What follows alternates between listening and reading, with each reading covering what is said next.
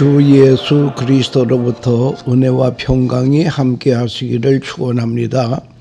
오늘은 로마서 12장 14절에서 21절 말씀을 봉독하겠습니다.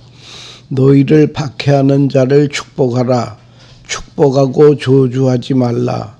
즐거워하는 자들과 함께 즐거워하고 우는 자들과 함께 울라. 서로 마음을 같이하여 높은 데 마음을 두지 말고 도리어 낮은 데 처하여 스스로 지혜 있는 채 하지 말라. 아무에게도 악을 악으로 갚지 말고 모든 사람 앞에서 선한 일을 도모하라. 할 수 있거든 너희로서는 모든 사람과 더불어 화목하라. 내 사랑하는 자들아, 너희가 친히 원수를 갚지 말고 하나님의 진노하심에 맡기라. 기록되었으되 원수 갚는 것이 내게 있으니 내가 갚으리라. 주께서 말씀하시느니라. 내 원수가 줄이거든 먹이고 목마르거든 마시게 하라. 그러므로 네가 숯불을 그 머리에 쌓아 놓으리라. 악에게 지지 말고 선으로 악을 이기라. 아멘. 이 말씀 가지고 악을 선으로 이기라. 악을 선으로 이기라 라고 하는 주제로 말씀드리겠습니다. 1972년 베트남 전쟁이 한창일 때에 미국의 공습으로 한 마을이 불길에 휩싸이게 되었습니다. 불 속에서 뛰쳐나온 한 어린아이가 알몸으로 화상을 입고 울고 있습니다. 그때에 그 여자 아이에 대한 사진이 찍혀 그 사진은 그 해에 퓰리처상을 받게 되었다고 합니다. 이 한 장의 사진이 전 세계의 반전 여론의 기폭제가 되어 전쟁 국면을 바꾸어 놓았다는 것입니다. 이 사진은 굉장한 사건을 일으켰습니다. 이 소녀의 이름은 킹폭이라고 이름을 주었지만 별명으로 네이팜탄 애기라고 또 별명이 되었다고 하는 것입니다. 이 네이팜탄이라고 하는 것은 3000도의 고열이 반지름 30m 이내에 불바다가 되는 것입니다. 소녀의 별명이 네이팜탄 소녀라고 되었습니다. 화상을 치료하느라고 17번이나 수술을 받았습니다.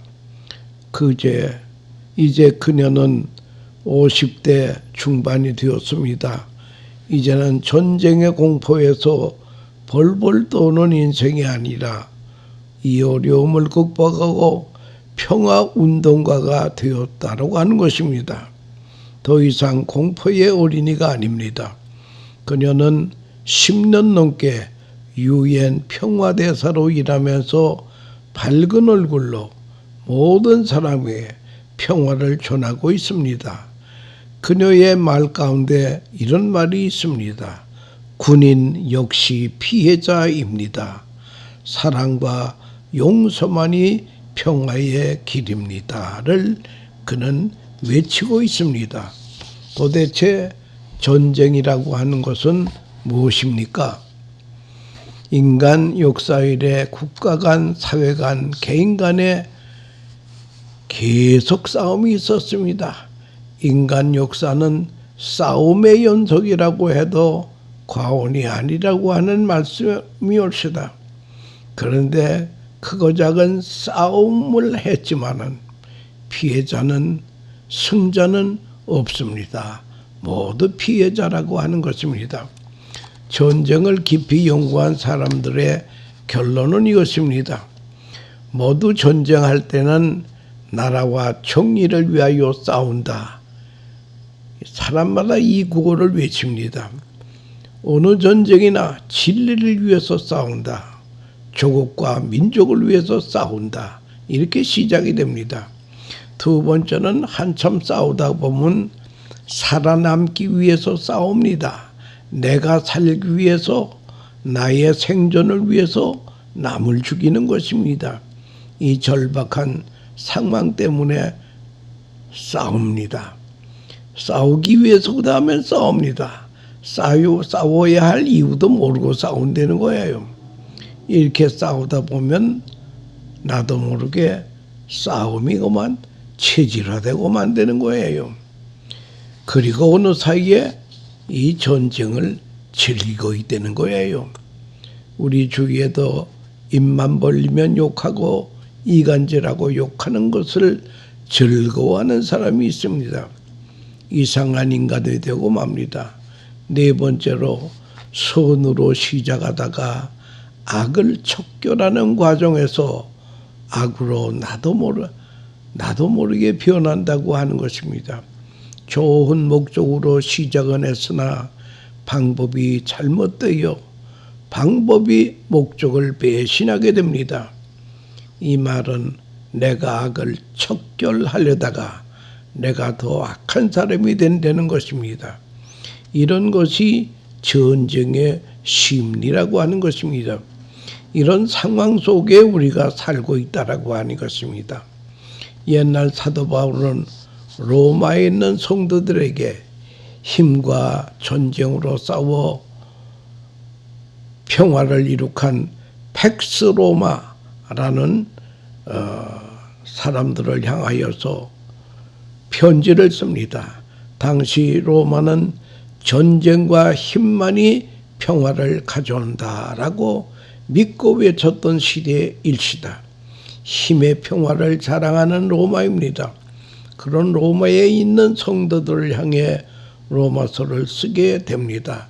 그럴 때 특별히 21절에 있는 말씀에 볼 것 같으면 악에게 치지 말고 선으로 악을 이기라 라고 했습니다. 얼마나 귀한 메시지입니까? 선한 자와 악한 자가 있는데 선한 자가 악한 자에게 지는 경우를 많이 봅니다. 항상 악이 승리해 보일 때가 있습니다. 그러나 성경은 악에게 지지 말고, 악에게 진다는 것은 악을 상대할 때에 내가 낙심하는 경우가 있습니다. 결코 선은 약한 것이 아닙니다. 선을 약하게 보지 말라는 거예요. 혼자 거짓말 안 한다고 장사할 수 있겠는가라는 말도 있습니다마는, 그러나 어떤 경우에는 선의 위대함을 믿고 낙심하지 말라라고 하는 것입니다. 선을 보고 믿고 즐거워해야 한다는 거예요. 결코 절망하지 말라는 것입니다. 예수님이 십자가를 지실 때에 악이 승리하고 개가를 부르는 것 같았습니다. 가야바와 빌라다와 대제사장들이 각본대로 척척 지내게 되어 마치 승리하는 것처럼 보였습니다. 어느 심리학자는 마귀의 가장 큰 실수는 예수님을 십자가에 못 박은 일이라고 하는 것입니다. 하기야 가만히 볼 것 같은 예수님이 십자가에 못 박으심으로 말미암아 인류의 죄가 용서받고 구원받는 거 아니겠습니까? 만약 예수님이 십자가를 안 지셨으면 우리는 영영 죄에서 벗어나지 못하고 지옥의 자식이 될 것입니다. 예수님이 십자가를 치심으로 십자가상에서 다 이루었다. 율법의 완성이요 구원의 완성이라는 뜻입니다. 예수님은 악에게 지지 말고 지지 않고 사망 권세를 이기시고 영광스러운 부활의 아침을 맞이하게 된 것입니다. 그러므로 내가 어느 사이에 악화되어서는 안 됩니다. 어느 사이에 악에 물들어서는 안 된다라고 하는 것입니다. 악이 문화화가 되고 체질화가 되면 안 된다는 것입니다. 그러므로 죄는 미워돼 사람은 미워해서 안 된다는 말이 있습니다. 미워지는 것이 지는 것이라고 하는 것입니다. 미워하는 마음을 가질 때 이걸 차단해야 될 것이고, 미운 마음이 있을 때에 악에게 지는 순간이라고 하는 걸 알아야 될 것입니다. 사람은 다른 사람의 관계 속에 세상을 살아갑니다. 나에게 좋게 해주는 사람은 문제가 아닌데 내 눈에 가시와 같은 존재가 있을 때 이런 사람과의 좋은 관계를 가지기가 어렵습니다.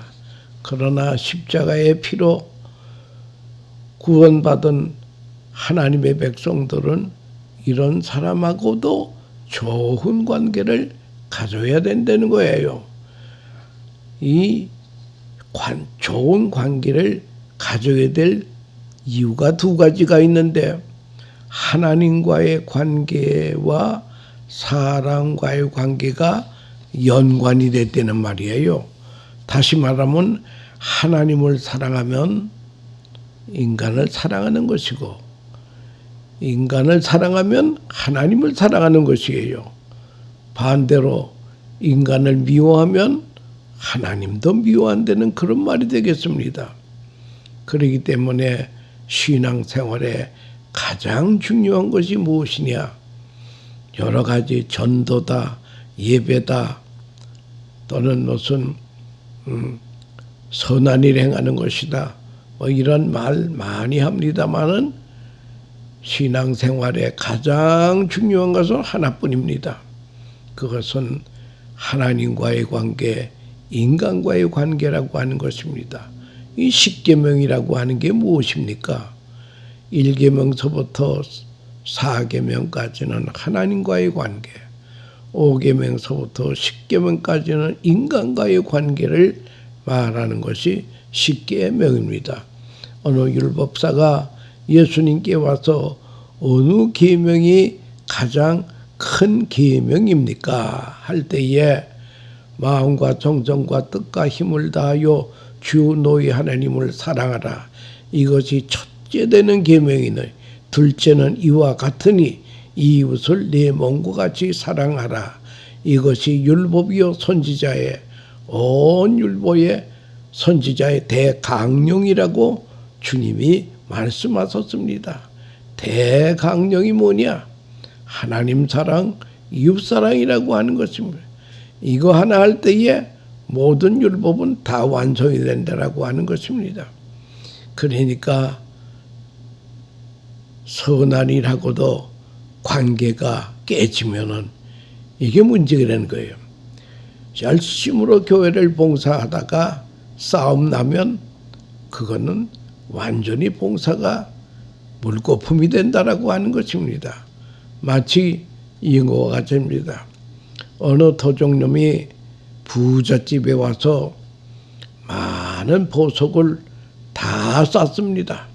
엄청난 보석을 보자기에 다 싸가지고 도망을 가야 될 텐데 이 도둑이 배가 고파서 그 집에 있는 라면을 끓여 먹었어요. 하여 담대한 도적이군요. 라면을 끓여 먹고는 그냥 간 것이 아니라 설거지까지 하고 갔어요. 여러분, 이게 무엇인가 하면은 선한 일 잘하고도 관계가 깨지면 도적놈 설거지를 하고 간 거나 마찬가지라고 하는 것을 그걸 우리가 알아야 된다는 거예요.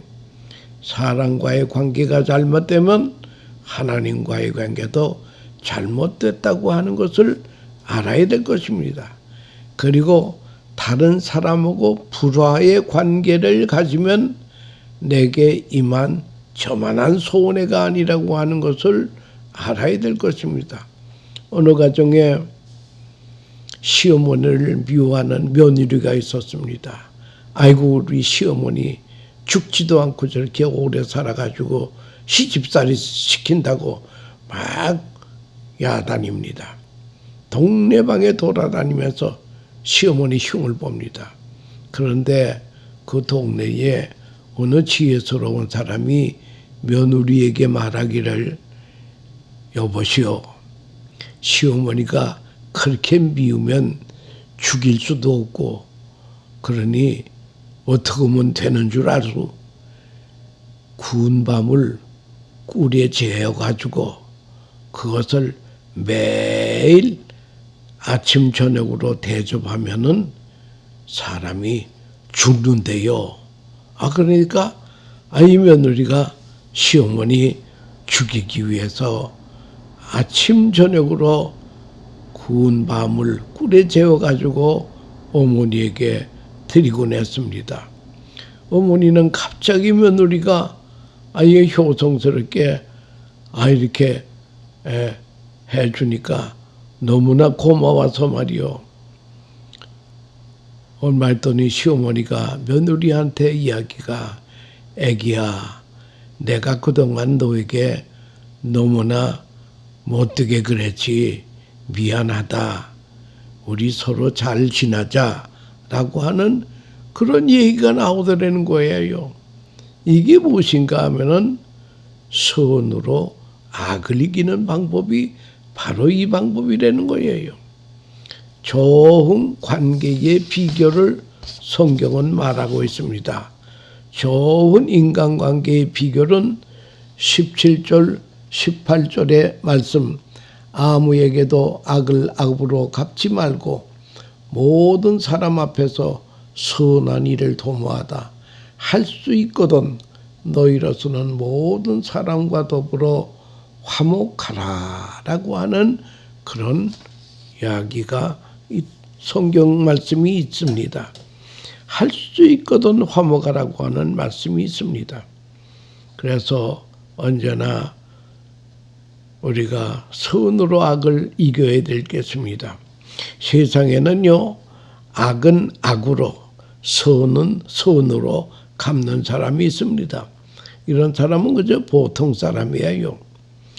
그러는가 하면은 선을 악으로 갚는 사람이 있습니다. 이런 사람은 못된 사람 악인이 옳시다. 그러나 악을 선으로 갚는 사람은 성도라고 하는 것입니다. 주님께서 제자들을 파송하실 때에 부탁이 어느 가정에 들어가든지 평강을 위해서 기도하라 그랬습니다. 그런데 그 가정이 제자들이 기도한 평강이 임할 가정이면은 복된 가정이고 그 가정이 평강을 받을 자격이 없는 가정이면은 너희들이 빈 평안이 너희에게로 돌아온다 라고 하는 것입니다. 그래서 여러분 우리가 남을 위해서 아주 축복 기도를 잘해야 됩니다. 그러면 그 사람이 복을 받던가 그 사람이 복을 받을 자격이 없으면 그 복이 나에게 다시 돌아온다라고 하는 그런 것입니다. 그 빈 평안이 내게로 돌아오리라 라고 하는 것입니다. 어느 크리스찬이 직장 생활을 하는데 아주 상사가 자기를 너무나 괴롭힙니다. 조금 실수한 것을 침소봉대 해가지고 아주 비평을 하고 욕을 합니다. 근데 욕도 조용히 개인적으로 했으면 좋은데 직장인들이 다 보는 앞에서 욕을 한단 말이에요. 그러니까 이 사람이 너무 스트레스를 받아가지고 말이에요. 이젠 직장을 그만둘까? 그래서 이제 자기 직장 동료 중에 예수 잘 믿는 사람을 만나서 의논을 했습니다. 아무개 과장이 나에게 아주 못되게 저거 그러니 말이야. 내가 이젠 스트레스가 너무 심해가지고 이 직장에 다닐 수가 없어. 나 이 직장 그만둘라 그래. 그랬더니 그 직장 동료가 하는 말이 그래. 나도 한번 그런 적이 있는데 말이야. 가만 보니까 그 상사도 너를 핀잔을 주고 비판하고 욕을 할 때는 집에서 부인한테 그렇게 욕을 먹고 그러니까 그 분풀이를 너한테 한 거야. 그러니까 이 직장 상사가 얼마나 불쌍하냐. 그러니까 이제는 직장 상사를 욕을 하면은 불쌍히 여겨라. 저 사람이 오죽했으면 저런 입으로 나를 저주할까. 불쌍히 여기고, 그리고 그 사람 말을 들어줄 때에 한마디 더 해라. 예, 과장님, 제가 잘못했습니다. 내가 잘못한 게 그것만이 아니에요. 더 잘못한 게 많아요. 그렇게 한번 해봐라. 그렇게 몇 번 했더니 그 직장 상사도 그만 수그려져 가지고 조용히 자기 직원을 부르더니 그동안 내가 너무했지. 우리 잘 지나자고 그러더라는 거예요. 이게 바로 무엇인가 하면은 선으로 악을 이기는 것이라고 하는 것입니다. 여러분, 모세의 오경을 쓴 모세는 위대한 하나님의 사람이올시다. 그러나 그도 실수를 했습니다. 민수기 20장에서 백성이 가데스 바네아에 도착하셨을 때에 물이 없다고 아우성을 칠 때에 하나님께서 또 지팡이를 가지고 백성을 반석 앞에 모이고 백성을 가리켜서 물을 내라. 처음에는 치라 그랬지만 두 번째는 가리키라 그랬습니다. 그런데 이 모세가 백성을 모여놓고 이 패어간 무리들이여 내가 이 반석에서 물을 내랴 하면서 땅땅 두 번을 또 쳤습니다. 혈기를 벌이며 백성을 저주할 때에 하나님은 하늘에서 그 광경을 보고 섭섭하셨습니다. 너희가 나를 믿지 아니하고 이스라엘 목전에서 나의 거룩함을 나타내지 않고로 너희는 이 총회를 이 백성을 가나안 땅으로 들어가지 못하리라. 너는 가나안 땅에 못 들어간다는 거예요. 내가 그들에게 준 땅으로 인도하여 드리지 못하리라. 민수기 20장 12절에 있는 말씀입니다. 그 모세도 악한 무리들에게 악으로 대항할 때에 그만 실수했습니다. 악을 악으로 대항하면 안 된다는 거예요. 모세가 그의 입술로 망령되이 하였습니다. 모세의 실수가 시편 6편 33절에 있습니다. 입술로 망령되이 말하기 때문에 그는 가나안 땅에 못 들어갔다는 거예요. 우리 성도는 어떠한 상황에 있었던지 악을 악으로 갚으면 지는 것입니다. 원수는 사랑의 무기로만 격파될 수 있다라고 하는 것을 그걸 우리가 알아야 될 것입니다. 미국의 유명한 마틴 루터 킹 목사, 인권운동자올시다. 그가 I have a dream 하면 유명한 연설이 있습니다. 그 연설에서 마틴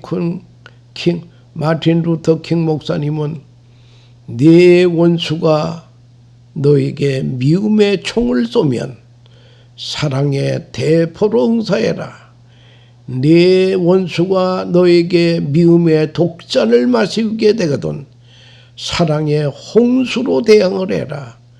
더 큰 사랑으로 라야만 원수를 이길 수 있다라고 하는 것입니다.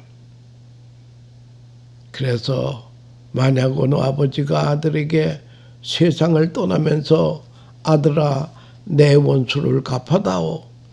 그래서 그 아들은 아버지의 원수를 갚기 위해서 칼을 갑니다. 여러분 이렇게 원수를 갚기 시작하면요 다른 원수가 또 생기는 법이에요. 더 악한 원수가 생기는 법이올시다. 악순환으로 생기는 것입니다. 여러분 원수 갚는 것은 하나님 소관이올시다. 하나님께 맡기면 됩니다. 하나님은 정확하게 갚아주신다는 거예요. 그래서 오늘 19절에 있는 말씀, 악에게 지지 말고 선으로 악을 이기라 라고 하는 그런 말씀입니다. 우리가 하나님을 사랑을 받을 때에 하나님과 원수 되었을 때에 사랑을 받았습니다. 그걸 기억해야 된다는 거예요. 내가 하나님의 사랑을 받을 자격이 없었습니다. 자격인커녕 하나님과 원수가 되었을 때에 하나님이 우리를 사랑했다고 하는 것을 기억해야 될 것입니다. 미국의 유명한 부흥사 잠 펠리아라고 하는 사람의 이야기가 있습니다. 이 사람 본래 유명한 신앙이 돈독한 부흥사가 아니에요. 그는 2차 대전 때에 그만 일본에게 포로로 잡혀간 미군이었습니다.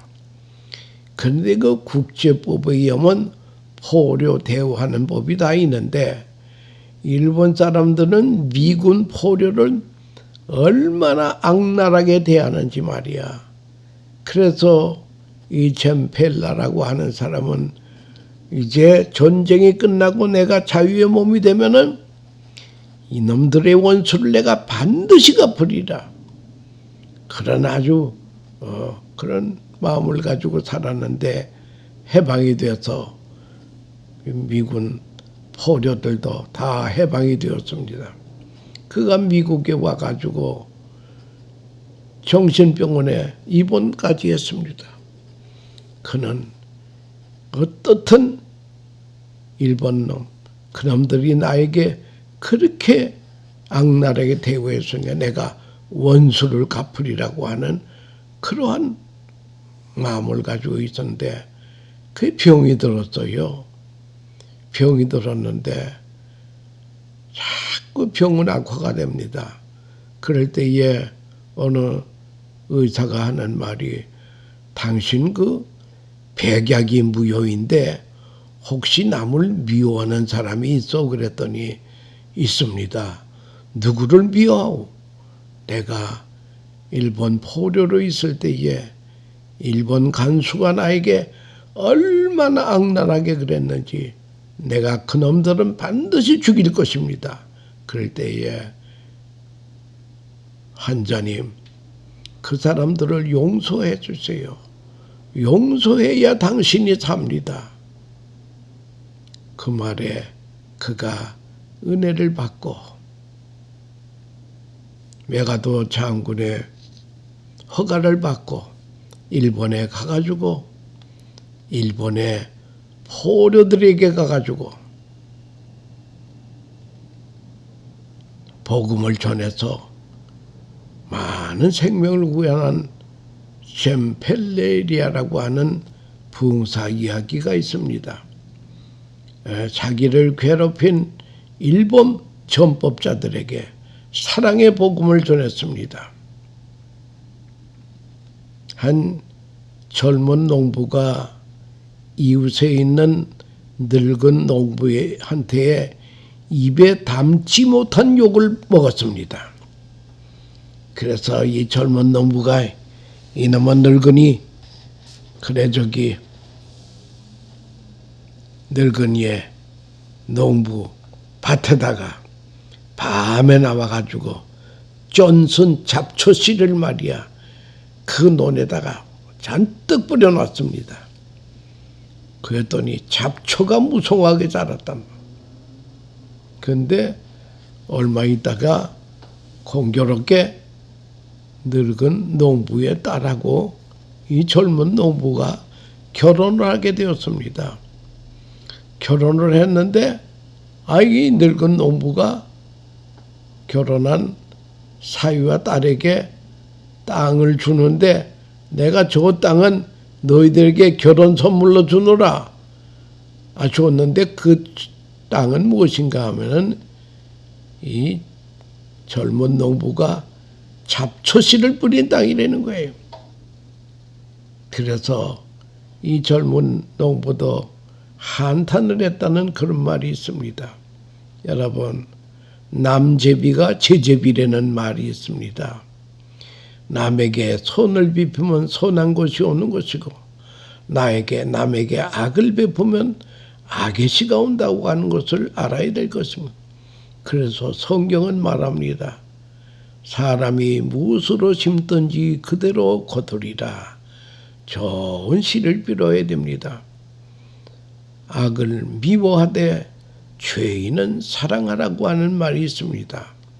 상대방의 약점을 보지 말고 상대방의 장점을 보라.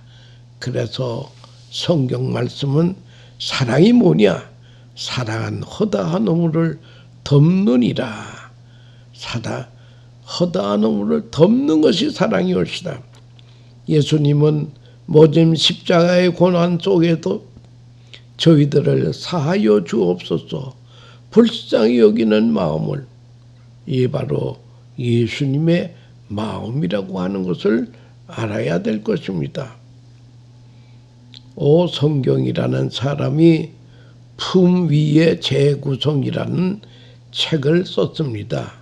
그 책의 내용 중에 어떤 강도가 은행을 털다가 실수로 경찰에게 붙들렸습니다. 순경이 이 사람아 어쩌다 은행을 털 생각을 했는가? 그랬더니 강도가 하는 말이 사실은 저 건너편을 은행을 털라고 미리 답사하고 준비를 했는데 그 경비원의 얼굴이 너무나 친절하고 감동이 돼가지고 그 은행을 털 수가 없더래요. 그래서 포기하고 이쪽 은행에 들어왔다가 잡혔다는 거예요.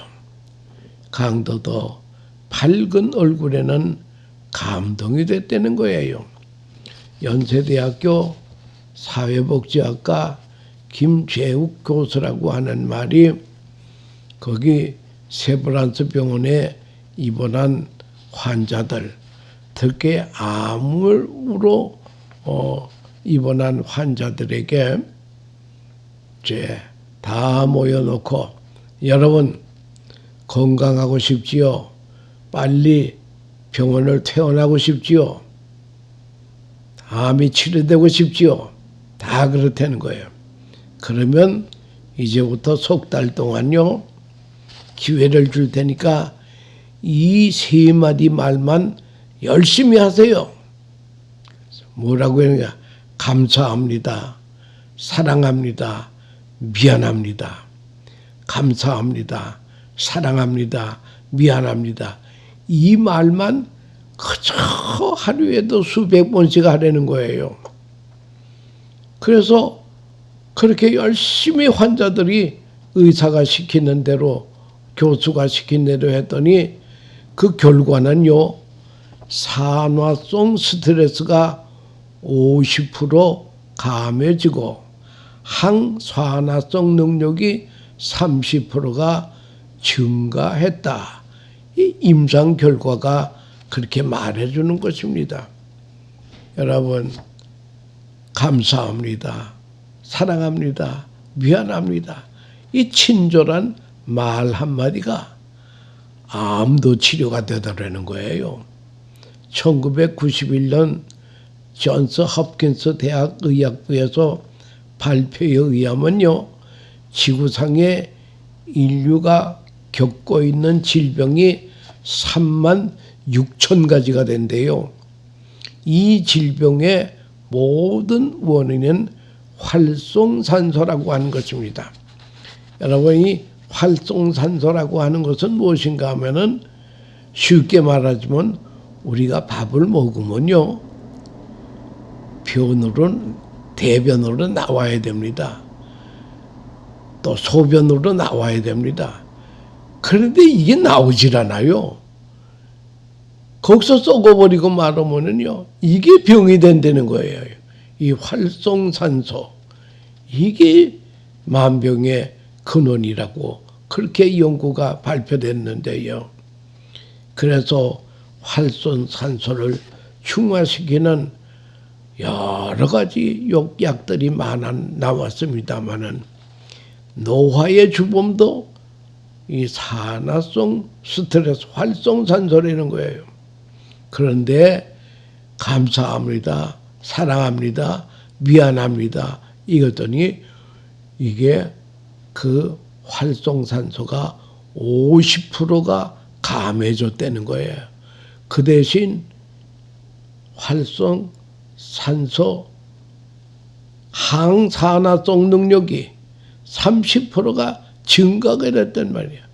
이 쉽게 말하자면 감사합니다, 사랑합니다, 미안합니다 이런 말이요, 암도 치료가 되고 암 치료의 최고의 보약이라고 하는 결론이 났다는 거예요. 우리가 사는 세대는 악이 극렬해지고 교활해지고 있습니다. 선과 악이 공존하는 세상에 살고 있습니다. 어디까지가 악인지 분별도 안 되는 세상에 살고 있습니다. 그러나 잊지 말 것은 오늘 51절에 21절에 있는 말씀처럼 악에게 지지 말고 선으로 악을 이기라. 여러분, 악을 이기는 무기는 오직 사랑이라고 하는 것을 그걸 우리가 알아야 될 것입니다. 나머지 인생길은 선으로 악을 이기는 복된 우리의 여생이 되시기를 축원합니다. 감사합니다.